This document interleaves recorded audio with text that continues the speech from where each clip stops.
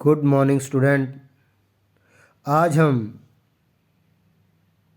कक्षा 9वीं का अगला पाठ प्रकृति का अभिशाप पढ़ेंगे, जिसके लेखक श्रीपाद विष्णु कानाडे ने प्रकृति के अभिशाप का वर्णन किया है।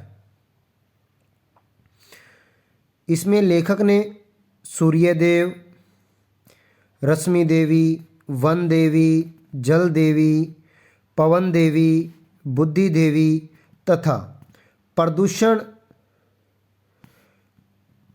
पात्रों के माध्यम से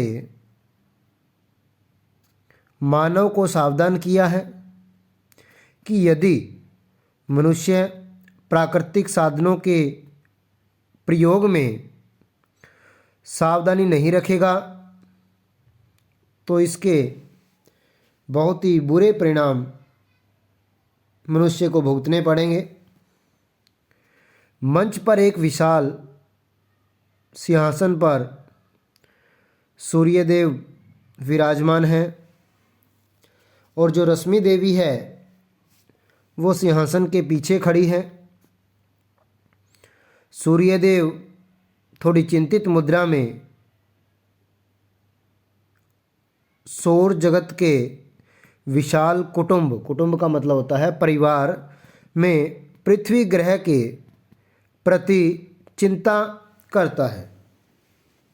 वह कहता है कि उसने अपनी पुत्री पृथ्वी को अधिक योग्य बनाना है।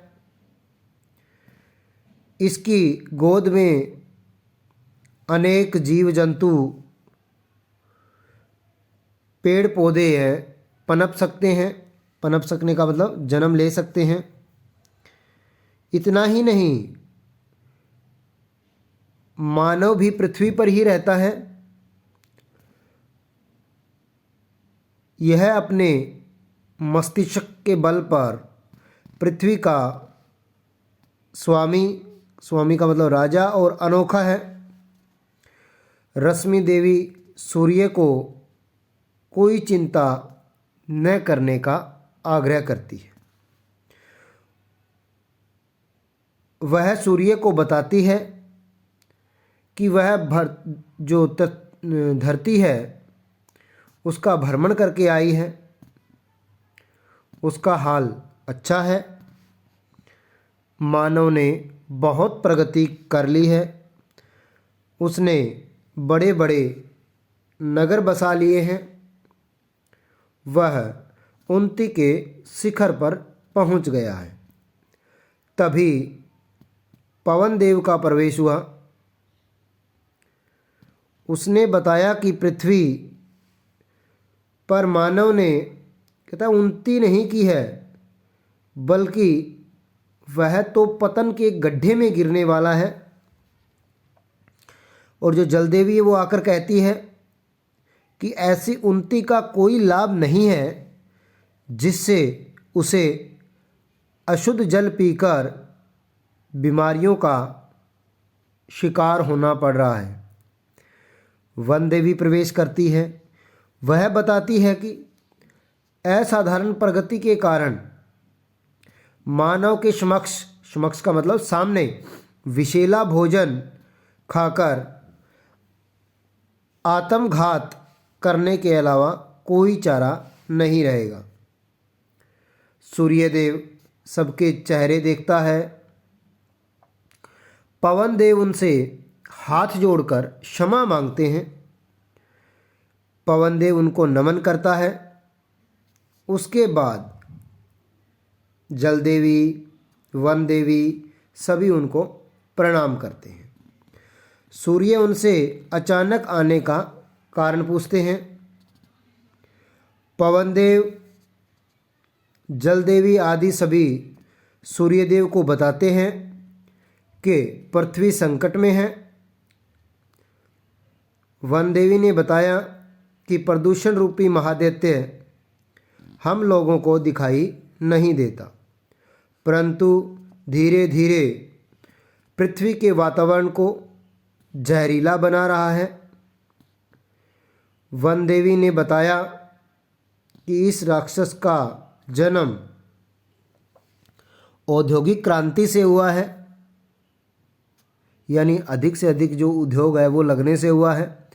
पवनदेव ने बताया कि उसने वायुमंडल के रूप में पृथ्वी को ढका हुआ है। सूर्यदेव कहता है वायुमंडल के कारण ही पृथ्वी के ऊपर प्राणी है वो जीवित रह पाते हैं। वायुमंडल ही पृथ्वी को अंतरिक्ष की उल्काओं से बचाता है, अन्यथा पृथ्वी भी नष्ट हो जाती। सूर्यदेव कहता है कि शुद्ध वायु देने के लिए ही उसने पृथ्वी को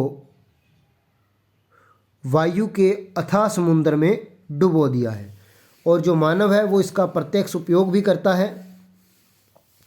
पवनदेव कहता है कि पृथ्वी पर प्रत्येक जीव ऑक्सीजन का उपयोग करता है और कार्बन डाइऑक्साइड को छोड़ता है, किंतु कारखानों, इंजनों से कार्बन डाइऑक्साइड अधिक उत्पन्न हो रही है। सूर्यदेव बताता है कि उसने कार्बन डाइऑक्साइड से पुनः ऑक्सीजन प्राप्त करने के लिए ही वनस्पति पृथ्वी को प्रदान की है। वन देवी कहती है कि सूर्य में तेज प्रकाश से ही उसकी हरी पत्तियां कार्बन डाइऑक्साइड को प्रकाश संश्लेषण प्रक्रिया से कार्बन तथा ऑक्सीजन में विश्लेषित करती है। मैं स्वयं के पोषण के लिए कार्बन रखकर ऑक्सीजन को पुनः वायु में छोड़ देती हूँ, किंतु आज कार्बन डाइऑक्साइड बढ़ती जा रही है। मानव की तरक्की तथा उद्योगों के कारण हरे भरे जंगल नष्ट हो रहे हैं। विवेकहीन मनुष्य जंगल काट रहा है।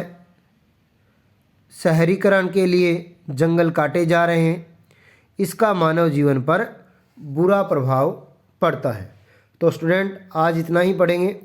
नेक्स्ट जो इसका बाकी पार्ट रह गया वो नेक्स्ट वीडियो में पढ़ेंगे। आप लोगों ने इस लेसन को अच्छे से पढ़ना है, बहुत ही इंटरेस्टिंग है, और ख़ासकर जो हमारा पर्यावरण है उससे संबंधित है, तो आपने इसको विशेष तौर पर अच्छे से पढ़ना है। Thank you.